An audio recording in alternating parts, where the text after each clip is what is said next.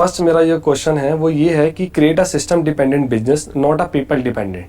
कई बार क्या होता है कि मैं भी कंपनी रन करता हूँ अपनी, तो जो भी मेरे एम्प्लॉयज़ हैं जो कुछ भी वो करते हैं, कई बार क्या होता है कि सर मैं उनके साथ इन्वॉल्व हो जाता हूँ, तो उस वहाँ से हटकर मुझे अपना ध्यान जो है अपकमिंग प्रोजेक्ट्स पे, जो बड़े बड़े प्रोजेक्ट्स मुझे और लाने अपनी कंपनी के लिए, तो वहाँ पे मैं कैसे काम करूँ कि जो सिस्टम है पूरा का पूरा वो मतलब पीपल डिपेंडेंट सिस्टम नहीं होना चाहिए। एक सिस्टम होना चाहिए कि मुझे हर एक चीज़ अपडेट रहे टाइम टू टाइम। आपका क्या बिजनेस है? किस सर मेरा जो पूरा बिजनेस है वो ई कॉमर्स सर्विस प्रोवाइडर का बिजनेस है। तो वहाँ पर जितने भी ई कॉमर्स कंपनीज हैं, अमेजोन, फ्लिपकार्ट, स्नैपडील, वहाँ पे जितने भी प्रोडक्ट्स फोटोशूट्स होते हैं, जितने भी मॉडल्स अपैरल्स आप देखते हो, वो सबका फोटोशूट हमारे यहाँ पे होता है। तो आप मतलब काफ़ी हद तक हमारी लाइन से रिलेटेड हो गए, राइट? कैसे हम पीपल डिपेंडेंट से हट करके systems and processes driven business को बनाएं, क्योंकि अगर आप वो नहीं करेंगे तो आप नेक्स्ट लेवल पे नहीं जा सकते, आप कुछ एक्चुअल में बड़ा नहीं सोच सकते या बड़ा नहीं कर सकते। आपका जो बिजनेस है basically that is less of a product business, more of a service business, right? क्योंकि क्लाइंट्स आपको प्रोडक्ट्स देंगे या आप क्लाइंट्स को एक तरफ से अप्रोच करोगे, फिर उसमें से कुछ हाँ बोलेंगे, कुछ ना बोलेंगे, फिर आप उनके प्रोडक्ट शूट्स करेंगे। तो हर एक चीज को step by step break down करके डिफाइन किया जा सकता है कि पहले स्टेप में ये होता है, और फिर उसको असाइन किया जा सकता है कि ये जो सेट ऑफ प्रोसेसेस है ये इस पर्सन की रिस्पॉन्सिबिलिटी है, उसके बाद में इस पर्सन की रिस्पॉन्सिबिलिटी है, उसके बाद में इसकी है, उसके बाद में इसकी है। तो कहीं पर भी कोई गूफ अप होता है या कहीं पर भी कुछ गड़बड़ होती है तो आप इमीडिएटली जाकर के उस पर्सन को पकड़ सकते हैं। और अगर गलती ऐसी है जो किसी पर्सन ने नहीं करी है, वो फ्लॉ सिस्टम में है, तो आप सिस्टम को चेंज करेंगे। ज्यादातर क्या होता है, जो एम्प्लॉयज होते हैं उनको खुद ही क्लियर नहीं होता कि मुझे एम्प्लॉय से क्या चाहिए, तो एम्प्लॉय बेचारा कितना भी कर दे, अपना 100% भी देते, वो भी कम पड़ जाता है एंड में। क्योंकि एम्प्लॉयर क्या करेगा, उसकी एक कमी को पकड़ करके सारे उसके किए कराए पे पानी फेर देगा। वो तरीका गलत है। एक सही तरीका क्या है काम को करने का, कि आपको पहले कम्युनिकेट करना है कि एग्जैक्टली आपसे क्या एक्सपेक्टेड है, और अगर आप ये जो एक्सपेक्टेड है इससे बेटर करते हो तो that means you are performing very good in this company. अगर जो आपसे एक्सपेक्टेड है आप उतना भी नहीं करते हो, you are not performing good in the company. तो हर एक चीज को स्टेप बाय स्टेप आपने कन्वर्ट कर दिया, राइटिंग में कन्वर्ट कर दिया। अब अगर कोई प्रॉब्लम आती है तो वो जो राइटिंग में आपने सिस्टम्स एंड प्रोसेसेस की एक फाइल बनाई है या जो बुक बनाई है उसमें चेंजेस करने हैं। लोगों को नहीं बोलना है कि तुम्हारी गलती है, तुम्हारा ये है, तुम्हारा वो है। ऐसा एक प्रोसेस बना देना है कि किसी को बोलने की जरूरत ही ना पड़े। जैसे मैंने देखा है यहाँ पे एक कॉमन एक कल्चर देखा है इंडिया में। यहाँ पे क्या होता है कि जब कोई लेट आता है ऑफिस में, तो जो सीनियर है या जो बॉस है वो आकर के उसको बोलते हैं क्या हो गया, आज लेट क्यों आए, आज फिर लेट आ गए, ये वो। ये बड़ा ही बेवकूफ़ों वाला तरीका है काम को करने का। क्यों? क्योंकि आपको पता है कि अगर सामने वाला लेट आएगा तो why don't you create a process, और फिर जो फ्रीडम है वो एम्प्लॉय को दे दी कि भाई आप महीने में 2 बार इतना लेट आ सकते हो, और तीसरी बार आप इतना लेट आ सकते हो, मानो 2 बार आप 10 मिनट तक लेट आ सकते हो, तीसरी बार आप आधा घंटे तक लेट आ सकते हो, चौथी बार आप 2 घंटे तक लेट आ सकते हो। अगर उससे ज्यादा आप लेट आते हो तो इतना पैसा आपका कटेगा, जिससे आपको भी प्रॉब्लम ना हो और कंपनी को भी प्रॉब्लम ना हो। It has to be a win win situation, तभी वो कंपनी ग्रो करेगी। राइट। कई बार क्या होता है कि work on your business not in your business. कई बार जो मैंने अभी आपको बताया कि मैं उनके साथ इन्वॉल्व हो जाता हूँ और जो चीज़ें मैं करना चाहता हूँ आगे उसमें नहीं कर पाता हूँ, मैं उसी के अंदर इन्वॉल्व रहता हूँ। तो मैं चाहता हूँ कि बिल्कुल हटकर मैं कुछ सोच सकूँ, उसका जवाब अपने वैसे मेरे को दे ही दिया है सर। इसमें एक और बात आप ध्यान रखिए, एक बहुत बड़ा ट्रैप होता है जहां पर जाकर के हर एंटरप्रेन्योर फंसता है। मैं भी फंसा हूं पास्ट में। वो क्या होता है कि हम हर काम को परफेक्शन से करना चाहते हैं। तो अगर फॉर एग्जांपल कोई है जो एक पर्टिकुलर काम को कर रहा है या कर रही है, तो आप क्या चाहेंगे कि वो बिल्कुल परफेक्ट होना चाहिए, उसमें कहीं कोई गलती नहीं होनी चाहिए, जैसे आप खुद करते हैं वैसे ही वो करे, राइट? तो as far as your supervising from a distance is concern, that is okay. But if you are getting involve in their day to day task, then the problem is कि अब वो इनिशिएटिव लेना बंद कर देंगे। जब आप उनके सर पे खड़े हैं तब तो वो काम करेंगे, जब नहीं है तो काम नहीं करेंगे। तो it has to be, again I am saying that, कि वो बेसिकली बिल्कुल क्लियर होना चाहिए कि आज आपसे क्या एक्सपेक्टेड है, इस वीक में आपसे क्या एक्सपेक्टेड है, अगले 1 साल में आपसे क्या एक्सपेक्टेड है। That must be very very clear to you and to them, ताकि उनको क्लियर पता हो कि अच्छा काम मतलब क्या और बुरा काम मतलब क्या, ताकि फ्यूचर में अगर आपको किसी को निकालना भी पड़े अपनी कंपनी से तो you must give a proper reason, a proper explanation कि बेसिकली ये प्रॉब्लम थी जो यहां पर ये लिखा हुआ था, इसकी वजह से हमको ये एक्शन लेना पड़ रहा है। कई बार एक्शंस लेने पड़ते हैं। जैसे कुछ चीजें हैं जिसको आप टॉलरेट नहीं कर सकते अपनी कंपनी में, अगर उसको आप टॉलरेट करते हैं तो क्या होगा, पूरा का पूरा सिस्टम ही खराब हो जाएगा। जैसे बोलते हैं ना, एक मछली पूरे तालाब को गंदा कर देती है। फॉर एग्जाम्पल, कोई है आपकी कंपनी में जो फीमेल से ढंग से बिहेव नहीं कर रहा है, तो वहां पे कोई कॉम्प्रोमाइज नहीं होना चाहिए। Immediately you have to set an example for everybody else, so that women feel safe and secure in your company. या कोई फॉर एग्जाम्पल चोरी करता है आपकी कंपनी में, या कोई किसी तरीके से चीजों को बहुत ज्यादा मैनिपुलेट करता है, चाहे फाइनेंशियली या अदरवाइज, तो you have to take action. पहले उसको वार्निंग दी, अगर उसके बाद भी वो नहीं समझा है, नहीं समझी है, तो you have to take an action. जैसे जो सड़कें हैं, अगर वहां पर कोई भी रूल्स को फॉलो ना करे तो कायदे से एक पनिशमेंट होनी चाहिए। अगर कोई रूल्स ही ना हो, या रूल्स तो हो नाम के लिए बट उसको कोई सुपरवाइज ना करे या कोई मॉनिटर ना करे, तो गन मच जाएगा। तो there must be rules and there must be proper governance in order to check कि उन रूल्स के अकॉर्डिंग काम हो रहा है नहीं हो रहा है। अगर रूल्स से एम्प्लॉइज को प्रॉब्लम है तो सुनो, समझो और रूल्स को चेंज करो। But once they say this is fine, then they have to follow those rules. Sir कई बार क्या होता है कि जैसे कि आप बता रहे हो कि मैं कई बार ये सोचता हूँ कि हम कभी भी बाहर होते हैं, जैसे हम किसी वेकेशन पे चले जाते हैं, कभी हम परेशान होते हैं तो एम्प्लॉयज़ के साथ तो नहीं वो कर सकते, हम कहीं बाहर चले जाते हैं जिससे मूड वगैरह फ्रेश हो जाता है।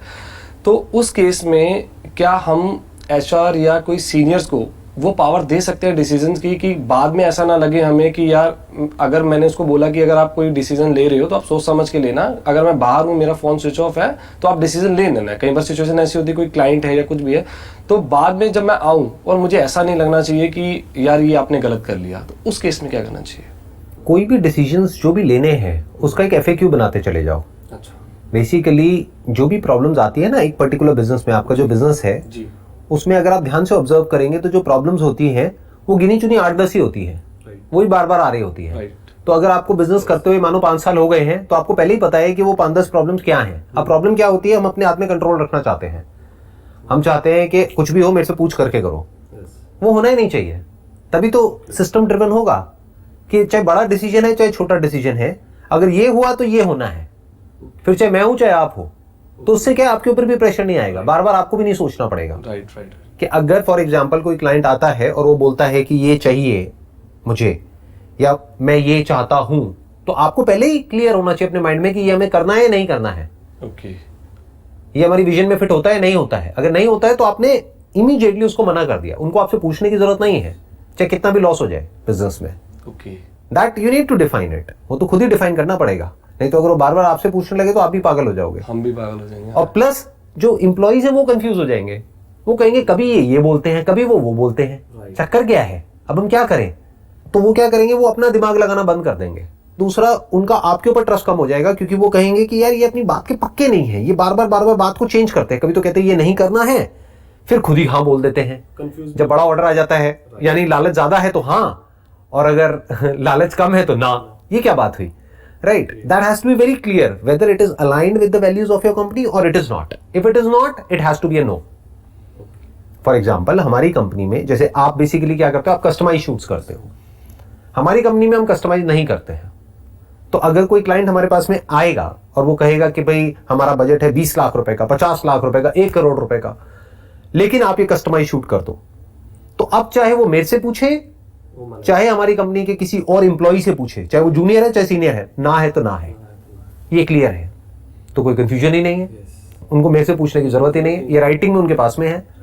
सर मैं ये पूछना चाहता हूँ कि अगर अब जैसे कि मैं अपना दूसरा एक बिजनेस स्टार्ट करना चाहता हूँ, जैसे कि मैं अपनी एक नई फर्म स्टार्ट करना चाहता हूँ, या वो इसी काम से रिलेटेड हो या वो कोई रेस्टोरेंट हो या कोई अदर स्टूडियो हो, तो मैं अपने टाइम को मैनेज कैसे करूँ उस केस में? टाइम को मैनेज करने का जो तरीका होता है ना, वो ये है कि आपको और लोग चाहिए जो आपसे बेटर हो उस काम को करने में। एक्चुअल में एंटरप्रेन्योरशिप का मतलब यही है, you need to create a team which is much better than you. You need to empower people in such a way कि वो बेसिकली एक छोटे से एस्पेक्ट में स्पेशलाइज्ड हो जाए और वो आपसे लाख गुना बेटर हो जाए, और उन सबको मिला करके जो बनेगा ना, वो आप सपने में भी ना सोच सके करने का, तब आप कह सकते हो कि अब आप एक अच्छा बिजनेस कर रहे हो। Real entrepreneurship means to find people who are passionate about doing something और फिर उनको हैंड ओवर कर देना, और सिर्फ दूर से एक नजर रखना, यानी कि एक रिपोर्टिंग सिस्टम रखना कि हमें पता हो कि जो हमारी विजन है वो उनके एक्शन से अलाइंड है या नहीं है, और पूरी तरह से कंट्रोल उनके हाथ में दे देना। फॉर एग्जाम्पल, अभी आप एक बिजनेस कर रहे हैं, अब आपने एक और बिजनेस किया, तो उस बिजनेस के कोई और हेड है। हो सकता है आपकी एग्जिस्टिंग टीम में से आपको किसी के अंदर वो क्वालिटीज नजर आ रही हो, या वो पर्सन उस बिजनेस को हेड करना चाहता है। जैसे अभी आपने कहा कि हम फोटोग्राफी का कर रहे हैं, अब साथ में हम रेस्टोरेंट ओपन करना चाहते हैं, तो हो सकता है आपकी इसी टीम में से आपको एक पर्सन नजर आए जो बहुत ही सिंसियर है काम को लेकर के, और आप उसको बुला करके उससे पूछते हो कि भाई देखो ऐसा मैं कुछ सोच रहा हूं, do you want to head that department of our company.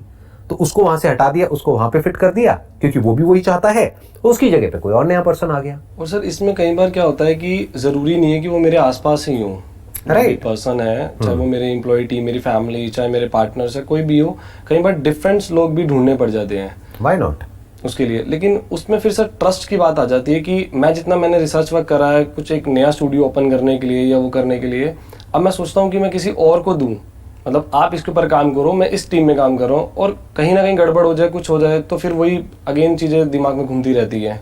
इसीलिए मैंने कहा ना कि बेसिकली आप किसी नए को पूरी तरह से हैंडओवर नहीं कर सकते, पुराने की किसी ना किसी तरीके से उसमें इन्वॉल्वमेंट होनी जरूरी है, क्योंकि उसको पता है कि आपकी विजन क्या है। जो इंसान आपके साथ में पिछले 5 साल से है, तो आपको एग्जैक्टली पता है कि वो इंसान क्या है at the level of their actions, not what they are saying during the interview. क्योंकि आप किसी नए से मिलोगे इंटरव्यू में तो सब कुछ अच्छा ही बोलेंगे, उनसे पूछो what are your strengths and weaknesses, तो वो अपनी वीकनेस को भी ऐसे बताएंगे जैसे कि उनकी बहुत बड़ी स्ट्रेंथ है। My weakness is that I am a workaholic, that I am a perfectionist. अच्छा, ये वीकनेस है। तो इस चीज को ध्यान में रखना है कि इसको नहीं देखना है कि वो बोल क्या रहे हैं, इसको देखना है कि वो कर क्या रहे हैं, एक्चुअल में उनकी लीडरशिप क्वालिटीज अच्छी हैं या नहीं है, एक्चुअल में वो टीम प्लेयर है या नहीं है। इसीलिए मैं कह रहा हूं कि ये जो टीम बनती है ना धीरे धीरे, ज्यादातर बिजनेसेस को ऐसे ही बड़ा किया जाता है। अगर वहां पे एक नया सीईओ भी अपॉइंट किया जाता है किसी दूसरे बिजनेस में, तो पुराने में से किसी ना किसी पर्सन को उसको असिस्ट करने के लिए वहां पर भेजा जाता है, so that you know what exactly is going on in that business on a day to day basis. नहीं तो आपको पता कैसे लगेगा? कोई नया आदमी आया तो वो तो आपको कुछ पता ही नहीं है, उसकी और आपकी विजन तो अलाइंड ही नहीं है, वो अलाइन होने में ही 6 महीने साल लग जाएंगे। And there is a strong possibility कि हो सकता है वो बंदा, जैसे 3 महीने का प्रोबेशन पीरियड होता है, तो या तो वो खुद छोड़ के चला जाएगा या फिर आपको ही उसको बोलना पड़ेगा कि नहीं हमारी विजन अलाइन नहीं हो रही, तो अब आप जाइए। तो अगर वो जाइए तो और कौन है वहां पर संभालने के लिए? राइट। तो that's what I am saying, that you need to build a core team of people which is like a family. तो उसी में से आगे डेलीगेट करना होता है और फिर बिजनेस को एक्सपैंड करना होता है। दोनों में फर्क समझ आया? एक है अ पर्सन जिस पे आपको ट्रस्ट है, और एक है वो पर्सन जो कैपेबल है। जरूरी नहीं है कि जिस पे आपको ट्रस्ट है वो कैपेबल भी हो। यस। तो ये भी एक बहुत बड़ी गलती होती है जो कई बार एंटरप्रेन्योर्स कर देते हैं कि एक पर्सन है वो कैपेबल तो है नहीं, उसको ले जाकर के बिठा दिया, वहां पे हेड बना दिया। अब बाकी के लोग कह रहे हैं किसको बिठाया हुआ है, इसको अकल तो है नहीं ना, इसको कुछ आइडिया है, इससे ज्यादा तो हमको पता है। तो उसको आपने हेड नहीं बनाया, उसको असिस्ट करने के लिए वहां पर बिठा दिया, बट हेड कोई और है जो उस फील्ड का एक्सपर्ट है। जैसे रेस्टोरेंट का बिजनेस है तो हेड कौन है? जो शेफ है, जिसको 10 साल का एक्सपीरियंस है, वो और शेफ्स को बताएगा ना कि वो क्या सही कर रहे हैं क्या गलत कर रहे हैं। अब अपनी पुरानी टीम में से अपने कंफर्ट जोन की वजह से आपने कहा कि मेरे को इस पे बड़ा विश्वास है, तुम हेड करो। अब वो जा करके उनको बता रहा है तुमने ये कर दिया, वो कर दिया, अब इसका टेस्ट अच्छा नहीं है, वो कोई सुनेगा ही नहीं उसकी। वो कहेगा कौन है ये, क्यों क्यों मेरा सर खा रहा है ये, समझ गए? तो बंदे ही नहीं टिकेंगे, तो लोग नहीं टिकेंगे आपके वहां पे कंपनी में। Sir what is the source of your positive energy always? I would call it positive energy, I would call it a solution oriented approach.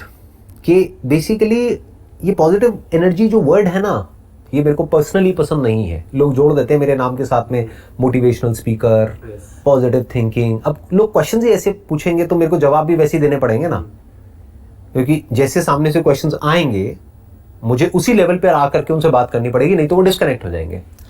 तो अगर कोई पूछेगा how to be positive all the time, how to be happy all the time, तो मुझे शुरू तो वहीं से करना होगा। लेकिन अगर आप ध्यान से मेरे सेशंस को ऑब्जर्व करेंगे, I always say look at reality as it is. Reality को समझो, रियलिटी में अगर प्रॉब्लम है तो उसका सॉल्यूशन निकालो, अगर प्रॉब्लम नहीं है तो उसको समझो, और जब समझ लेते हो तो वो प्रॉब्लम डिसॉल्व हो जाती है। और दूसरा क्या होता है कि हमें खुद अंदर से समझ आ जाता है कि अच्छा इसका आंसर ये है कि मेरा ये बिहेवियर है जिसकी वजह से प्रॉब्लम हो रही है, तो let me change my behaviour, not the other person's behaviour. That is one way of looking at it. Second is accepting the person as he और she is, that is second. Third is कि अगर actual में problem है तो ये नहीं कि अपने मन में कुछ भी सोचे चले जा रहे हैं, जा करके उसको बोला, लड़ाई होती है होने दो, इससे ज्यादा क्या होगा? डरना क्या है? डर डर के क्यों जीना है?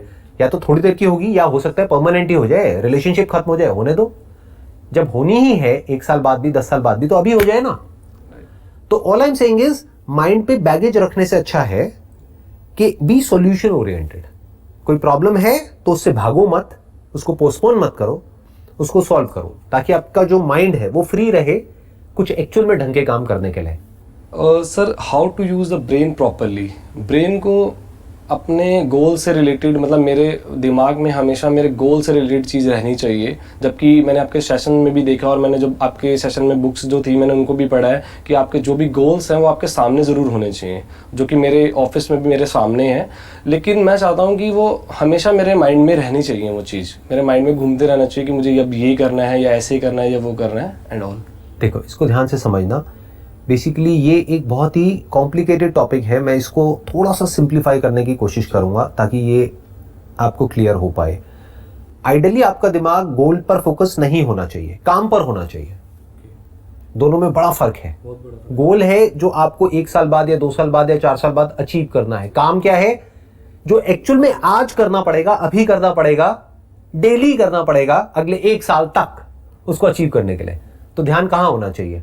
प्रेजेंट, अभी इस मूवमेंट पे होना चाहिए। गोल बैक ऑफ द माइंड होना चाहिए, सबकॉन्शियस में होना चाहिए, या ये कह लो लिख करके हमने कहीं लगा दिया है, बट हमारा पूरा जो फोकस है आज पे होना है। वो अभी पर होना चाहिए, इस मूवमेंट पर होना चाहिए। वो जो अभी हम जो काम कर रहे हैं उस पर होना चाहिए कि उसको हम बेटर कैसे कर सकते हैं। वैसे लोग कहते हैं कि एंजॉय एवरी मोमेंट, हर एक मोमेंट को एंजॉय करो। कैसे? हमेशा हर हाल में चीज़ों को एंजॉय करना इतना इंपॉर्टेंट नहीं है जितना कि एक प्रॉब्लम की जड़ तक जाना इंपॉर्टेंट है और उसको जड़ से सॉल्व करना इंपॉर्टेंट है, और वो कई बार पेनफुल भी होता है। तो एंजॉयमेंट कहाँ आया?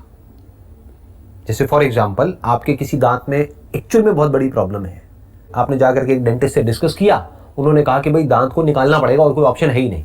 तो जब निकालोगे तो दर्द होगा ना, इंजेक्शन भी लगेगा और वो भी होगा, और कुछ दिन तक प्रॉब्लम भी रहेगी, इन्फेक्शन ना हो उसके लिए एंटीबायोटिक्स भी खानी पड़ेगी। तो उसमें एंजॉय क्या है? पेन ही पेन है, दर्द ही दर्द है। अगर आप एक्सरसाइज नहीं करते हो, जिम ज्वाइन करोगे, तो वहां पे एंजॉयमेंट कहाँ है? क्योंकि जिम एक्चुअल में तो बोरिंग ही है ना, बोरिंग ही है। उसमें एंजॉयमेंट क्या है? Exceptions are always there. कुछ लोग हैं जिनको मजा आता है जिम करने में, बट ऐसे बहुत कम है। उसमें मजा नहीं आता है, उसमें बेसिकली क्या होता है? दर्द होता है, और कई बार बहुत बोरिंग भी होता है। That boredom is also pain, क्योंकि एक ही सेट को बार बार रिपीट कर रहे हैं और रिजल्ट आने में अभी 1 साल बाकी है। तो उसमें मजा कहाँ है? वो तो पेन है। या अपनी किसी पुरानी आदत को आप बदलने की कोशिश कर रहे हैं, तो उसमें मजा कहाँ है? उसमें तो दर्द है। किसी की डेथ हो गई है, उसके बारे में आप सोच रहे हैं या वहां से बाहर निकलने की कोशिश कर रहे हैं, उसमें मजा कहाँ है? उसमें तो दर्द है। हम क्या बोलते हैं? दर्द नहीं होना चाहिए, मुझे तो मजा आना चाहिए। मजा नहीं आएगा उसमें। You have to accept it as a part of life. As enjoyment is a part of life, so is pain. As pleasure is a part of life, so is pain. But if that pain in the short term is giving you something big in the long term, तो you must choose that pain instead of enjoyment. कुछ भी बदलना painful होता है, कुछ भी create करना painful होता है, उसमें मजा थोड़ी आता है। बिजनेस शुरू करने में मजा थोड़ी आता है, पेनफुल होता है। अपना सब कुछ लगा देते हैं, उसके बाद में कुछ भी नहीं होता है, तो उसमें मजा थोड़ी ना आएगा। फेलियर में मजा किसको आता है? स्कूल में अगर कोई फेल हो जाएगा उसको मजा आएगा क्या? या टॉप करेगा तब मजा आएगा? बट सब तो टॉप नहीं कर सकते। तो फिर ये सवाल कहां से आया कि भाई हम हमेशा खुश कैसे रहें? इसका मतलब क्या है कि सब खुश कैसे रहें हमेशा? That is not possible. तो हमें क्या करना है? जो रियलिटी है उसको एज इट इज देख लेना है कि अगर दुख हो रहा है तो उस दुख से भागना नहीं है, एक्सेप्ट करना है। आप उसको एक्सेप्ट भी बोल सकते हैं, उसको ये भी बोल सकते हैं, रियलिटी को एज इट इज देखना है। फॉर एग्जांपल, आप एक नदी के इस तरफ खड़े हुए हैं और आप उस नदी में से निकल रहे हैं और कोई रास्ता नहीं है दूसरी तरफ जाने का, तो आपको पता है कि वहां पर जो पत्थर है उसकी वजह से पैरों में चोट लगेगी, दर्द होगा, हो सकता है कट भी जाएगा, हो सकता है खून भी आएगा। बट अब आपको अपने आप से पूछना है कि उधर जाना कितना इंपॉर्टेंट है आपके लिए।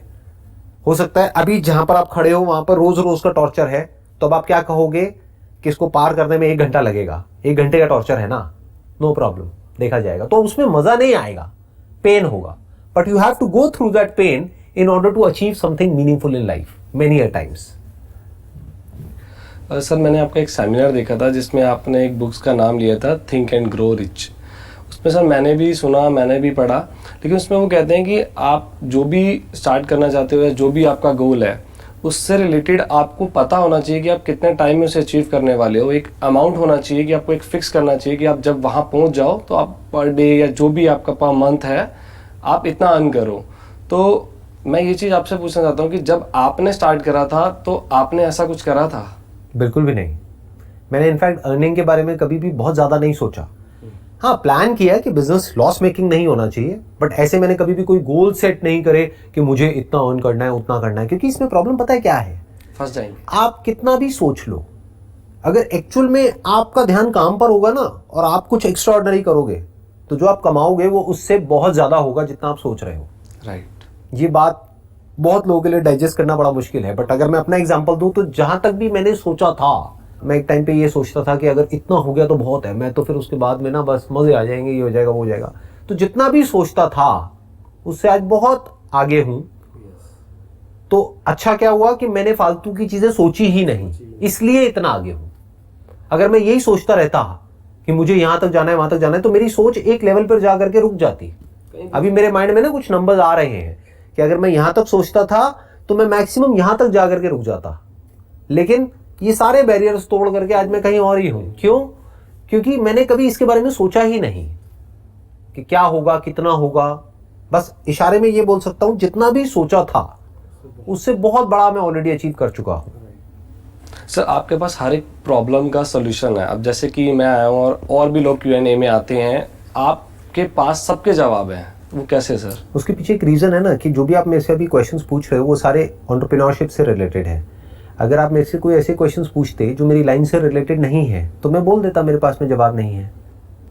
अगर आप आकर के मेरे से अभी पूछते कि भाई ये एंट्रेंस है उसको मुझे क्रैक करना है, मैं कैसे करूँ, तो मैं कहूँगा मुझे नहीं पता। जा करके अपने प्रोफेसर से पूछो, अपने टीचर से पूछो, या ऐसे किसी इंसान से पूछो जिसने वो क्रैक कर लिया है।